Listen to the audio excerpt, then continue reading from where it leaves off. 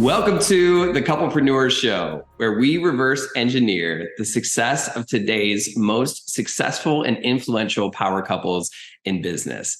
Each episode is designed to give you proven, practical steps that entrepreneurial couples can use to grow businesses alongside each other without growing apart in the process. Yeah, and today we're very, very excited to welcome, as well as to introduce you to Bart and Sunny Miller.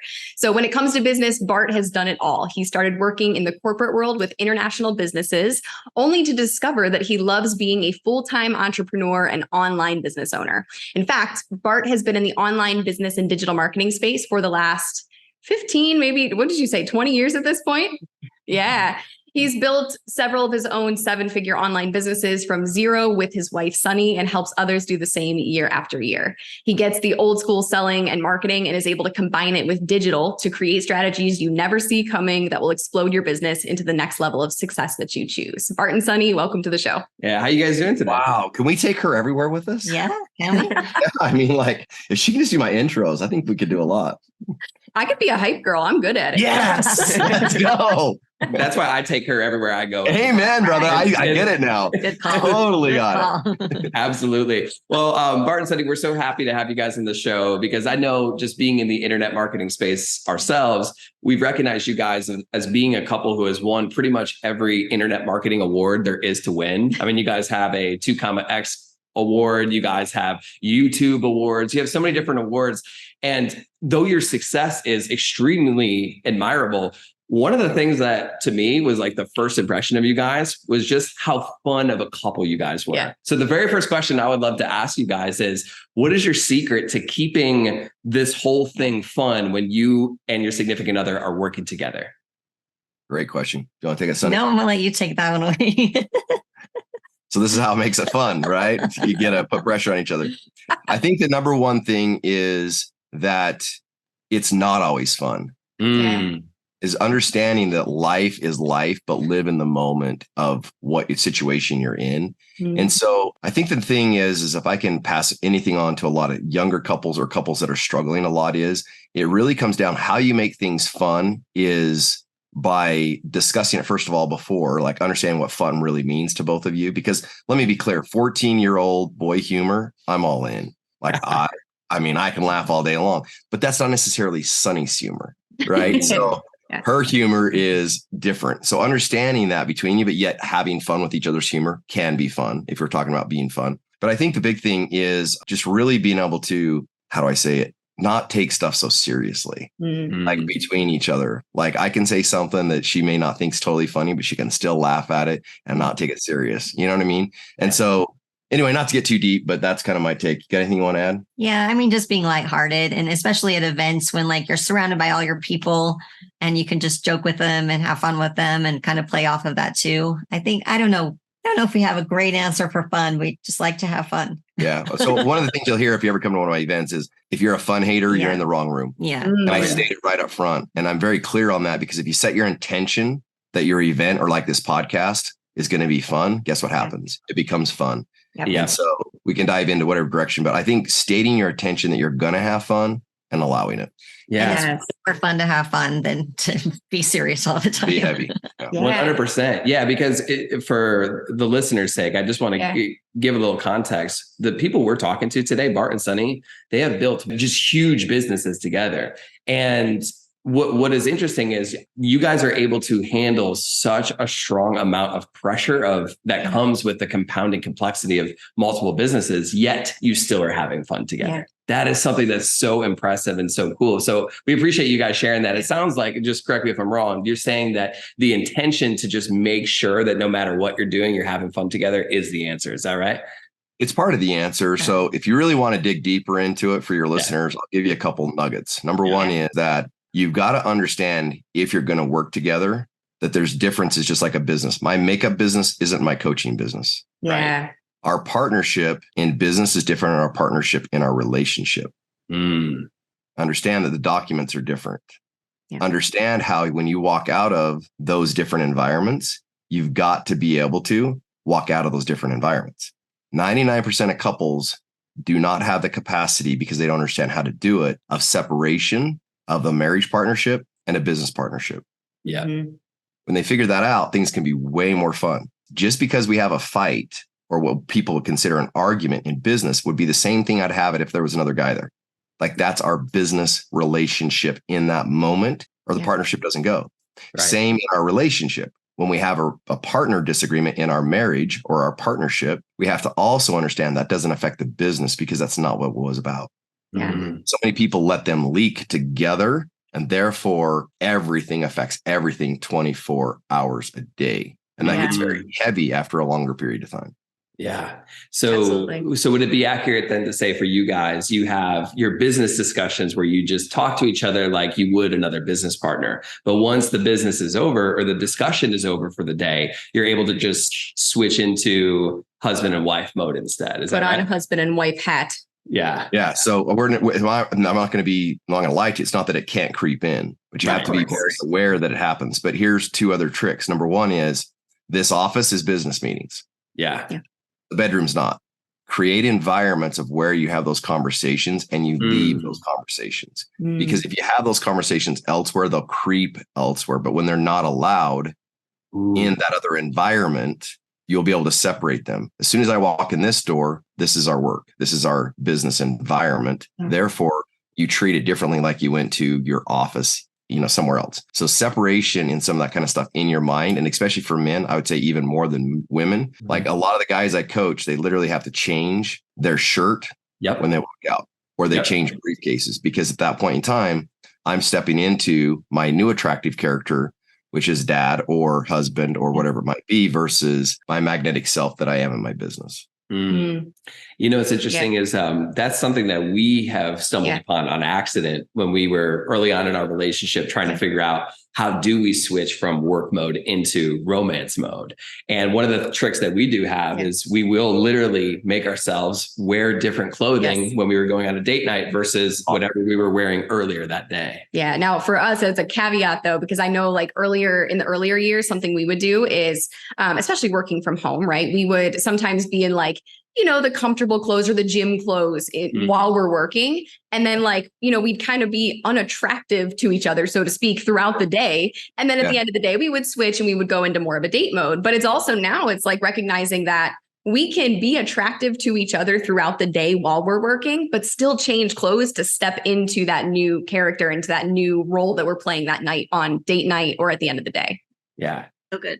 Yeah. Now, speaking of date nights and things like that, of course, you guys have heard that as like ancient age-old wisdom to do a date night once a week and to use that as a way to balance out the romance mode with the business mode. Is that something you guys subscribe to? Or is there anything in addition to that you do on a regular basis, let's say on a weekly basis, to make sure that you still stoke the romantic fire alive in your relationship?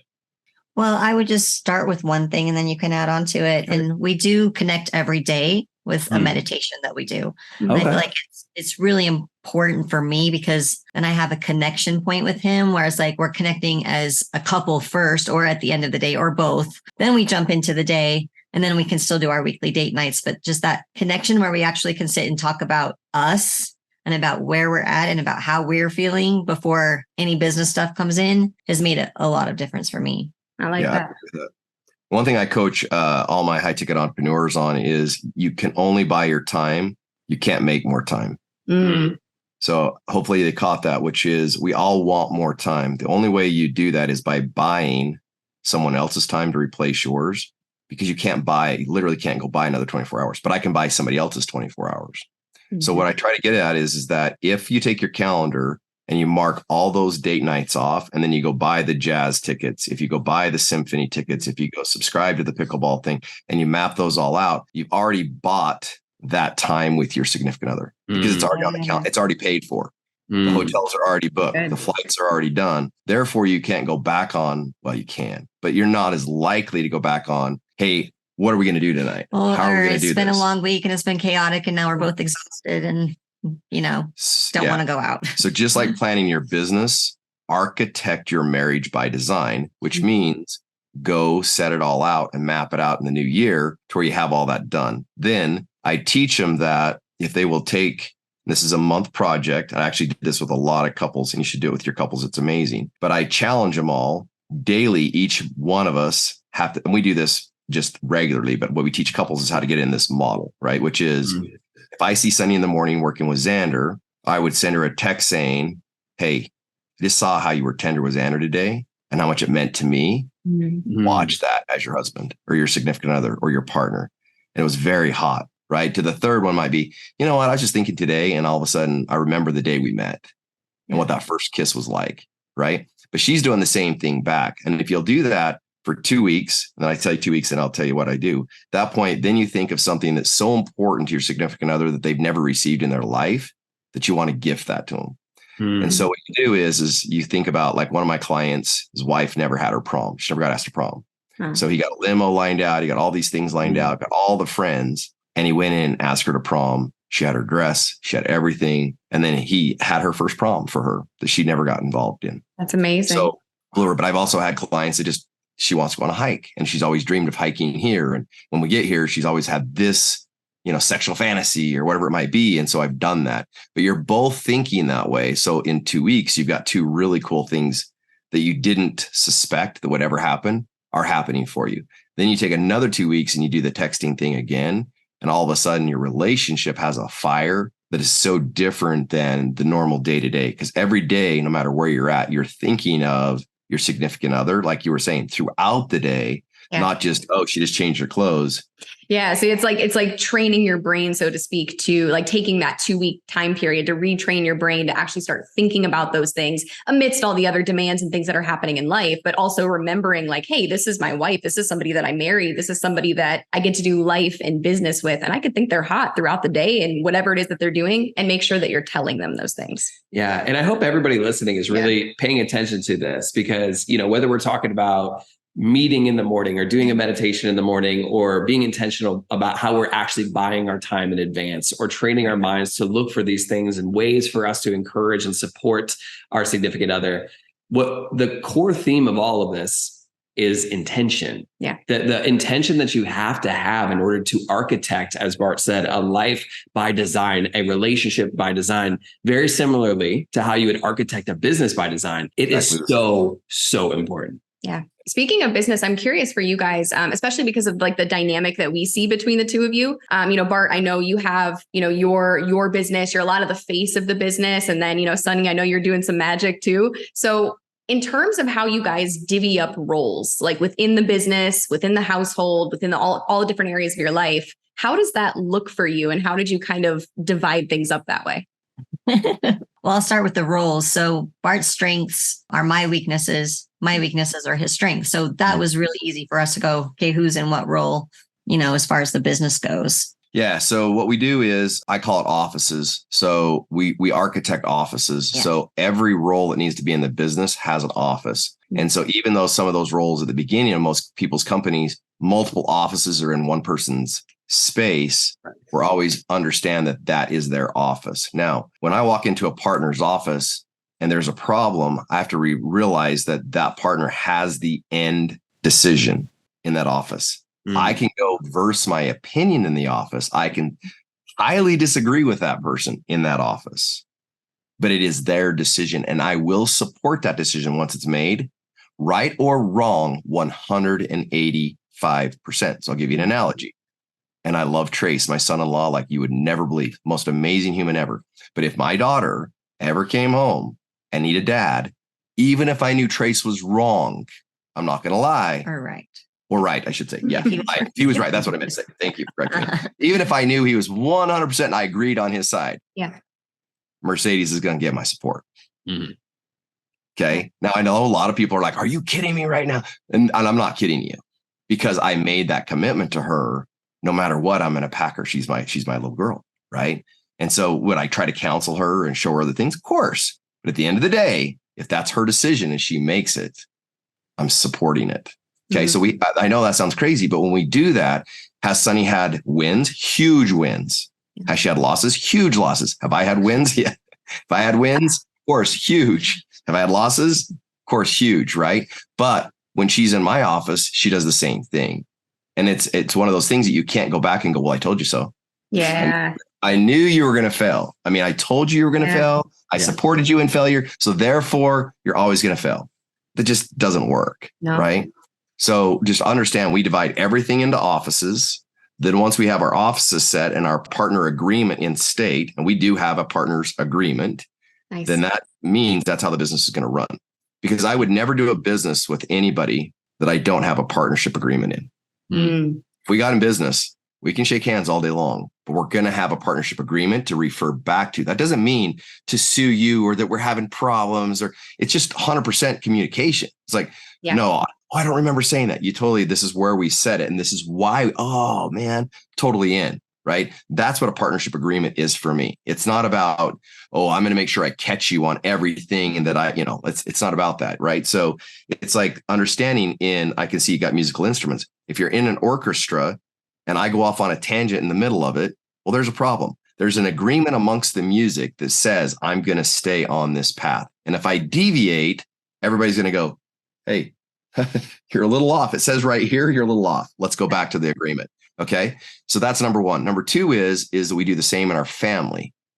So we separate that and do the exact same thing. We can get into partnership versus the term marriage if you guys ever want to, but like to us, that's a very significant different evolution that's happening right now in younger couples, and older couples ought to take note of it. Well, we're going to have to ask about that since you brought it up. You opened the loop. Yeah, so. Yes, you did. And we're clicking. I learned from the best. So now that that's open, yes, please do explain what you mean by that. I feel like a lot of listeners would love that. Cool. So we went to a cool thing called Burning Man. And like it or not, it was a big, important part of our life for several reasons. But when we got there, and we've been married, obviously, you guys know, for a long time. So when we introduce ourselves, this is my spouse, Sunny. We've been married for 28 years. That's kind of the thing it goes through, right? But in our relationship and our partnership, what you would call a traditional marriage isn't a traditional marriage for us. But I'm going to go back to Burning Man. So we're at Burning Man, and we get introduced to this, obviously meeting a lot of people. We would meet people and it would be like, hey, this is my partner, Sunny. And I was like, oh, that's cool. And then this is my partner. Everybody was, but even though they were married, they would introduce themselves in a partnership. But if you wanted their sexual relationship, it would be we're in a monogamous, or we're in this, or we're in that. But they always introduce themselves in a partnership. So I was like, we walked in the trailer on that. I'm like, is nobody married here? Is nobody married, or what's going on? Like, partners? Why are they partners? And so we started to dive down that rabbit hole because we felt like it was attracting us, which it was. And what was really cool in these relationships is they agreed upon a partnership that, for example, like us in our quote unquote marriage, we've done for years. I love doing laundry, but in a traditional marriage, that's not my role. Let's be clear. Get after it. Why isn't my clothes clean? You know what I mean? So if you look at the definition of what traditional marriage is, I was not following that protocol. Or like she loves mowing the lawn. Well, come on, are you kidding me? Like, you can't love that. That's my job. Yeah. So like we were always, I wouldn't say breaking the rules, but we designed our agreement in different ways that fit us the best of what we like to do. And that is more like a partnership is than what the traditional marriage is. So to break the belief of what a traditional marriage is, it doesn't matter if Sunny wanted to be the breadwinner. That's our partnership. That's totally cool with that. I shouldn't be like, we're married though. I'm heartbroken. You know what I mean? It's like, that's your job. We shouldn't look down upon that. It's just like, that's cool. Like if we want to run our partnership that way, then let's make the partnership work. Let's make you into whatever you want to be. And I can take care of these other things. That's okay. So it gets away from that stigma of what I call the term marriage. And only reason I don't love the term marriage is just because it brings so much baggage that I think people have to fight through to not need to fight through. That's all. So we switch that term now. And when we introduce ourselves, we're in a partnership. Yeah. And that's what we do. And we've been in a partnership for 28 years. And those agreements should be revisited every few years because things change, like roles change, kids leave the house, all the things that can be happening. It's like, is it still working, or do we need to have some amendments in there? Or like, what is it that can make things better than they are right now? Yeah. So we meet on that a minimal of every 5 years, and we sit down and say, are we growing together or are we growing apart? Because you're not the same person I married 5 years ago. It's impossible. If you're both in the growth mode, you're not going to be the same two that you married in 5 years. Yeah. So in 5 years, you got to sit down and say, look, are we growing together? And if we are, do we need amendments to our partnership to make it better? Or are we actually growing apart and we want to fix it, or do we want to split this partnership up? So there's a couple things. Another thing that we did in our marriage that I felt like super important is I teach this to all my high ticket is we're in a want relationship. we're not in a want-need relationship. Yeah. I would say almost 90% of marriages are in a want-need relationship. Now, what I mean by that is that Sunny needs me for finances because I make the money. Therefore, if I left, she would have money, but she wouldn't be set up in a career. She wouldn't be set up financially because of that. So therefore, I have leverage in the partnership to keep her around and make her play the game that I want her to play. So and I know people don't look at that as control, but it is a very dictatorship relationship. And it is a very much a sexual downer in all things. But men don't understand why. So what we did is we agreed in our partnership that Sunny's always whole and I'm always whole. So if she leaves today, we know what that looks like. There's no guess to it. She's financially stable. She can do anything she wants. That way, if she comes home, she doesn't have to be afraid to say what's on her mind. Because if it did affect me enough and she needed to leave because it didn't fit us, she's not worried that I'm devastated. Yeah. So you can fight on even. Like it's crazy because you'll say things because you're like, I'm not out. But if you're out on one side of it, if you're in a need relationship, you will hold it, you will harbor it, and you'll start to work every way you can to figure out how you can gain autonomy or, power again to where you can fight that. And that's what causes the contention, is because partnerships aren't willing to sit down and say, I'm going to make you whole. I love you that much and I believe in you. And we are building this together. Not you're sitting here taking care of the kids, doing all this. And then later on, you're like, I built your entire career for you. No, you didn't. That was your role. Like, come on, you kidding me? You should want to make love to me. Well, I don't. I'm sick and tired of, well, that's not my fault. It is your fault, and reality is what I'm here to tell you is that's our fault because we're trying to follow an old model, and that old model doesn't work. So we got to give each other the ability to be in a want relationship, not in a want-need relationship. Because as soon as it turns into a want-need relationship, you've lost, in my opinion, what you're playing to play in. And that's not a good thing. Yeah. And that goes for emotion too. I just want to throw that in. So like if I'm needy and I need Bart, but he is a full, stable human being and he wants me but doesn't need me, then if I'm needy, like that's also like a killer of sexual desire and all the things, So we both need to be like whole, great, empowered people who want each other. And that's when you can really grow together.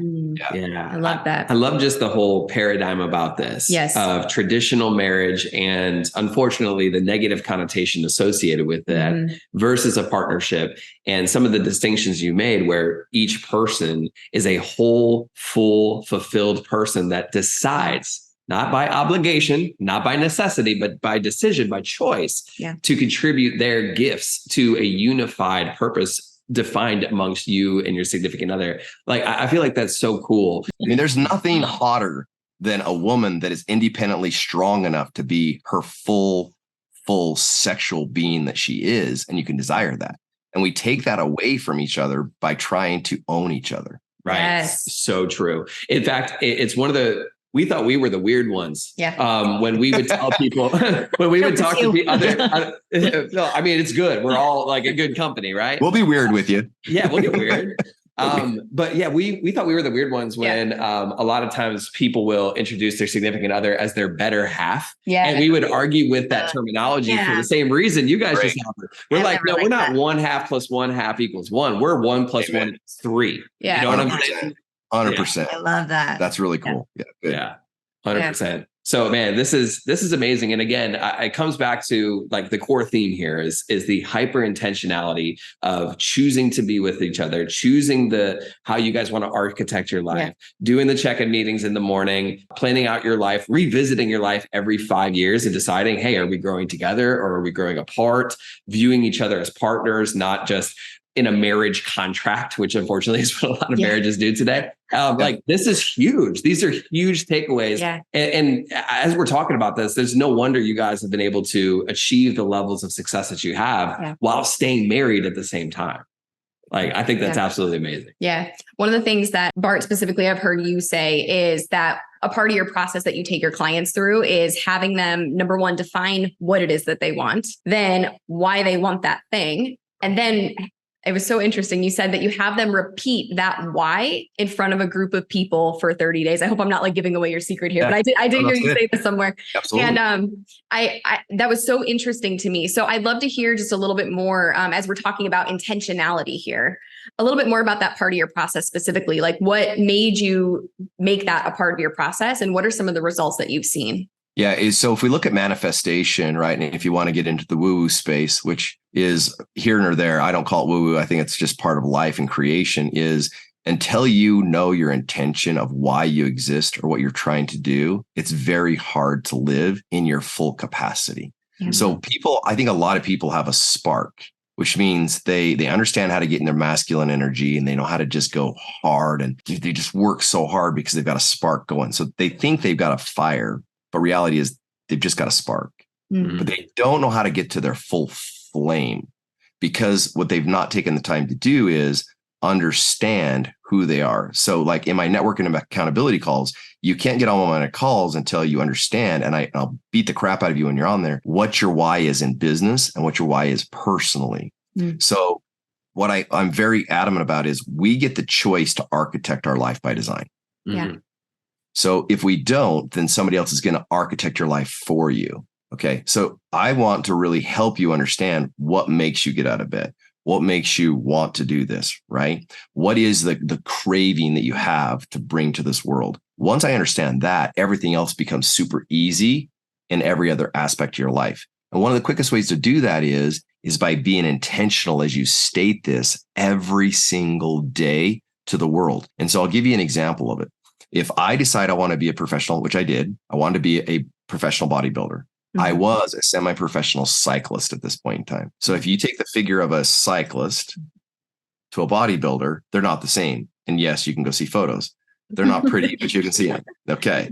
So when I walked in that gym, I had to decide how different I wanted to be and if I was going to make that decision. Does that make sense? Yeah. So I signed up for a bodybuilding competition 1 year later to prove that I could do that. I went and hired the number one coach in the world to take me through the process. And I looked at him in the eyes and I said, if I follow your process, can you make this happen? Don't lie to me. He said, yes. So he gave me the recipe. Yeah. So to do that, I did that, walked on stage 1 year later by stating that, taking all the actions I teach people to do, to winning a sword, which is an overall, winning my categories, and walking off stage 1 year later as a bodybuilder. Okay. Mm-hmm. Now, I don't say that to brag. I say that to inspire you to understand that everything. So, God, I'm going to get on real. So I can make all your couples' lives way easier. And here's it. Okay. If I ask both of you, and probably both of you can, so that's all right. Well, might be a bad example, but if I ask both of you to bake brownies from scratch today, could you do it? She could. I could. I had a stint as a chef. Well, could we? Of course we could if we had to figure it out. If I had a recipe, yeah. Yeah. Oh, you just nailed it. Thank you for bringing this up. Okay. So if I ask you to bake brownies with a recipe, could you do it? Yes. For sure. Both of you could. No question, right? Like, yeah, give me a recipe. I can do this, right? Yeah. So let me just ask you another couple questions. Does the recipe care that you're a white girl? No. It doesn't? No. Does it care that I'm Hispanic? No. Does it care if I'm rich? Nope. Does it care if I'm poor? Not at all. Dang it. What does the recipe care about? You follow the steps. Yeah, the right actions in the right order. Okay. Life is a recipe. Who has your recipes? All you got to do in life to follow it. Yeah. You don't have to even go recreate it. You don't even have to add icing if you don't want to. I have a recipe I take people through to create, if I can do it here, all those awards up there. Yeah. Mm-hmm.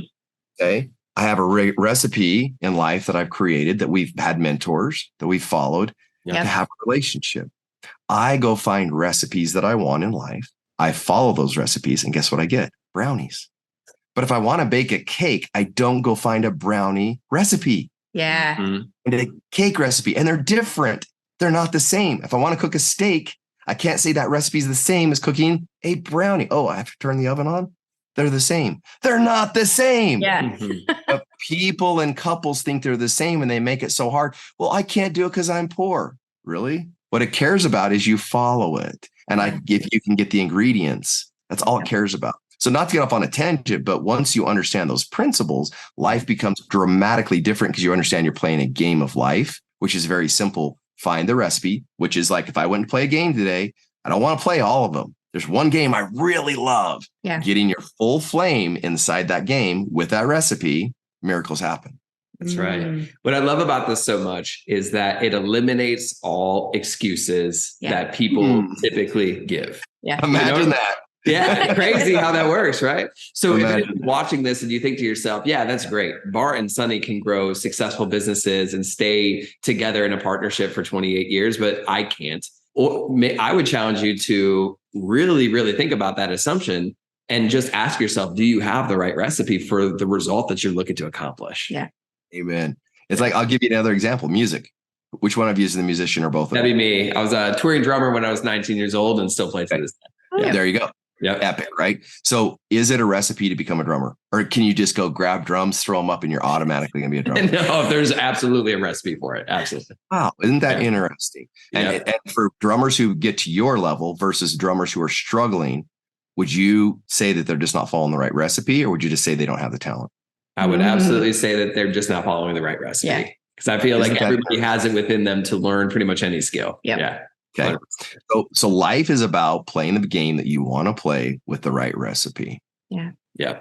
100%. I love that because I think, again, we live in a world where a lot of people like to play the victim role, right? And without getting too, political or socioeconomic, whatever.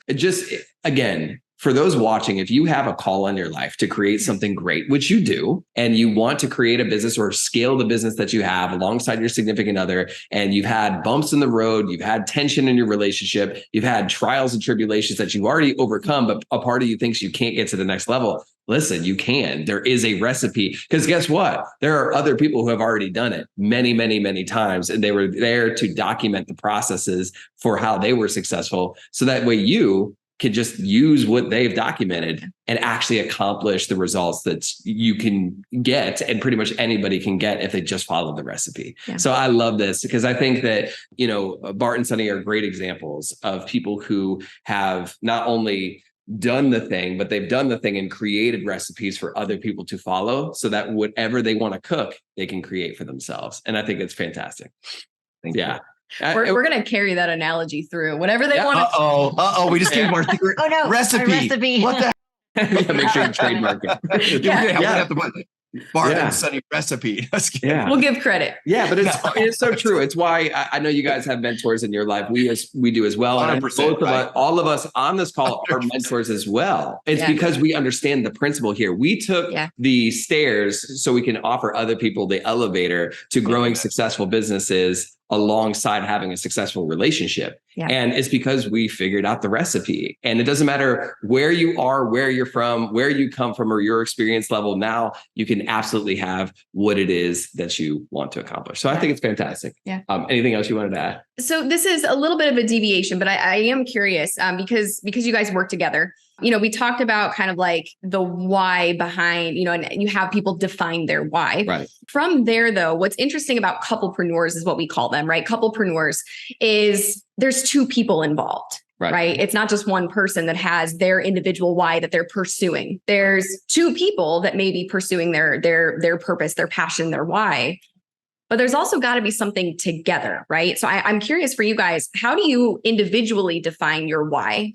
And then do you also kind of define it as a couple as you both move forward together? Yeah, well, I think what Bart said earlier is like with the personal and the business why. Yeah. But I think our business why is on point with each other. Our personal whys may deviate a little bit as far as like maybe what lights me up versus what lights him up. But I don't know if it's just because we've been together for so long, but it feels like they're usually pretty congruent. Like I may state it differently and he may state his differently, but they're very much in line with each other still. Yeah. And I just want to throw this out there because I do work with so I'm just thinking of one of my clients right now. They both have separate businesses. Yeah. And where they fight the most is they try to step into each other's business and they don't belong. And I mean that seriously. They should stay out of it. But as a couple, they're really good. And so they made the decision to create separate businesses, but yet they feel like it'd be like me walking into Sunny's business saying, well, I coach all these people.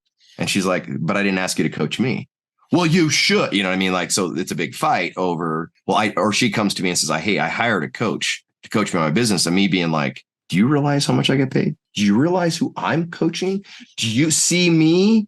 You know, and then we get in a big fight. Yeah, right.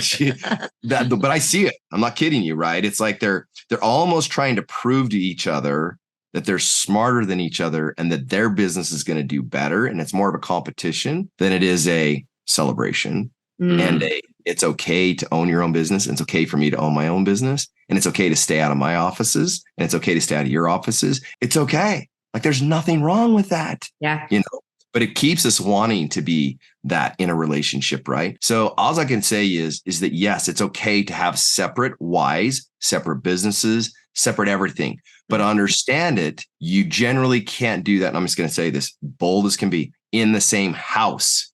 Yeah. Go get an office. Separate everything out to where you're not in the same ecosystem. You're not bothering each other and make a, what did I say? Partnership agreement in your relationship that you're going to stay out of your business relationships. Because it's critical because we feel like just because we're in a partnership, we need to know everything that's going on in the business and the business partnership. Now, do I feel like if I was in that situation that I would need to still set up a trust for Sunny and have her have access to all those things? Of course, I don't ever want to pass on and then everything be screwed up because I didn't design it for her. Does that make sense? Yeah. But that doesn't mean she needs to be into the day-to-day or all the things that are going on and all that kind of stuff, if that's what you want to do. And I'm totally cool with that.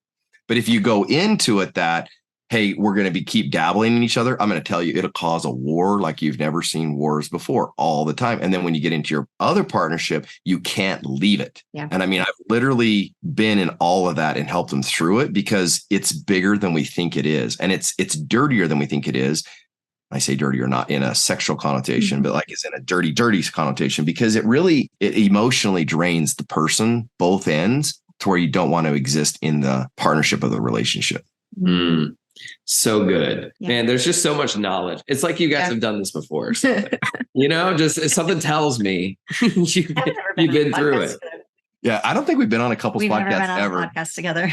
You guys are nailing it. Yeah, so. no, it's Oh, thanks. I actually appreciate that you said that because we know that you're just speaking from experience versus speaking from talking points that would sound good to hear from couples. Like we actually appreciate the rawness. For sure. Okay, cool. Because like we don't even know where we're going behind the computer. In fact, I didn't even like connect the dots. Bart's like, no, we're on together today. I'm like, what? Yes. I'm having fun. We're supposed to honestly be recording our podcast right now. So. Well, that's great. I'm like, go like curl my hair. No, it's perfect. We're all about that. It's just, you know, I think all of us in the internet marketing space, you know, I think there's enough of the falsified fake personas online. So the more we can cut through that anyway and just be raw and real, the more people we're going to help anyway. Right. Agreed.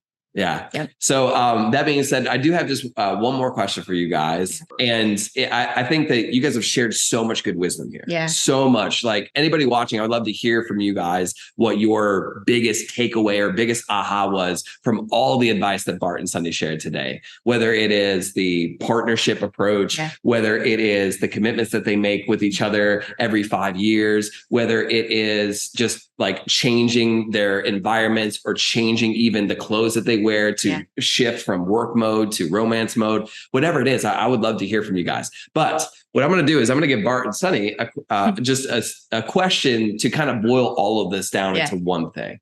And that is this. And I would like to hear both of your answers. Okay. Yeah. All right. If you guys were walking on stage in front of a room of thousands of entrepreneur couples and you had to boil everything in your experience down into just one amazing piece of advice that if they did nothing else, it could radically shift their life, what would that one piece of advice be? Well, these people love you too. Off the top of my head, if we're talking to couples in entrepreneurship or just couples in general, I would say to focus on being the person that you would want to marry. Like become that person, because so many times we're so focused on what our partner's doing or how they're looking or how they're showing up or what they're doing for us. We don't step back and go, oh, like I wouldn't even want to marry me. Like I'm failing this partnership in all these areas and I wasn't self-aware of that. So to me, it's like focus on you first, focus on learning how to self-regulate, focus on becoming that empowered person so that you do have a reason why he should want to be with me. Not just that I expect him to, because we had this agreement. So good. Yeah. And how do you top that? Yeah, I was going to say the level of, again, intention between the two of you, as well as how your entire partnership is built on empowering each other. And that's something like when people talk about a power couple, like a lot of people think of a power couple as just being somebody that's like influential and like has the success and all the things. But to us, it's somebody who empowers other people, but they also empower each other. And that's something that we see in you. So I just wanted to say that's our definition of a power couple. Yeah. As a couple who empowers each other and other people. And I think that you guys are a perfect example of that. And just having the self-awareness to ask yourself, am I the partner that I would want to marry? Oh, yes, no, maybe. Like that level of growth already coming to the table with that awareness. Oh my gosh. It's no wonder you guys are where you are. I was just going to say, it's not always really that easy either to like allow each other to be empowered, because it's like you don't have some control at that point. It's like, yes, I want you to be who you are, can bring a lot of fear and vulnerability to yourself. And I think that's why you've got to work on yourself so much so that you can give each other that freedom to grow. It's like, and I'm working on this. This is why I'm being vulnerable, like being a container that holds Bart to allow him to grow and become who he really should be, not being held back by me. Oh, yeah, absolutely. It's hard. It's a hard thing to do. Yeah. It's not easy face value thing. It's easy to say, harder to do. Right. And so I would add this: if I were standing in front, this was not what I would have said maybe even 3 years ago. So let's be clear. It's like a lot of research and things that I've been in. But I think the one thing that, and I mean this in all situations, is you've got to understand your masculine energy and your female energy. And so many people have no clue that they have both inside of them, let alone what it is for a woman to be a woman and for what it is for a man to be a man. Yeah. That's beautiful. You know, it reminds me of a post that we had on Instagram. If you follow us at Couplepreneurs, you'll see this post. It's one of our most popular ones, where I recorded a video talking about a new lesson I learned about masculinity and how a lot of men feel threatened by the power or strength of their wife. And therefore, what they do is they try to compete with it and like shut it down, versus for us, especially in business, and anybody watching who like, this is going to ring true. If you're in business with your spouse, man, one of the biggest shifts for me was recognizing that my wife has a certain strength that is given to her and it's meant to be elevated and shine. And when I started like collaborating with her to bring that out more versus competing with it and trying to shut it down, like it solved. I don't want to call it the number one big domino, because, you know, there's always a lot of things, but it was one of the biggest dominoes in our business and our relationship to really help both of us step into who we are called to be. Amen. Beautiful. Yeah, absolutely. All right. I think this is a great place to wrap up. You guys were amazing, first of all. Thank you so much for sharing the wisdom that you guys have developed over the last, 28 or so years. The last thing I want to ask you guys is, how can people connect with you? What's the best way? Probably, I'll let Sunny take it away because that's kind of her forte, but I would say our newsletter would be the easiest way to kind of follow us and podcast. Yeah, we would love to have you join our newsletter, friday.weplayfulout.com. Our website's idoepic.com. And then, I don't know, can we put our social media somewhere, or should we just say it? You can say it and we will drop it. Bart Allen Miller _ I think on Instagram, Sunny Lynn Miller on Instagram. And we're just starting a TikTok together. Haven't posted anything yet, but we know it's going to be amazing. So Bart and Sunny on TikTok, and Business Coach Bart is also on TikTok. Yeah. And once again, thank you for having us. Yes, you guys are amazing and allowing us to play full out. One of our big sayings is we play full out, because if you don't, you're not playing the game. Yeah, that's right. 100%. And thank you guys for being here, just being examples of a couple that is playing full out. Not just only in your business, but also in your life. And for you guys and everybody else watching, as we always like to say, thank you so much for being examples that you don't have to choose between having a successful business or a successful relationship. You can have both. Thank you so much for tuning in, and we look forward to seeing you in the next episode.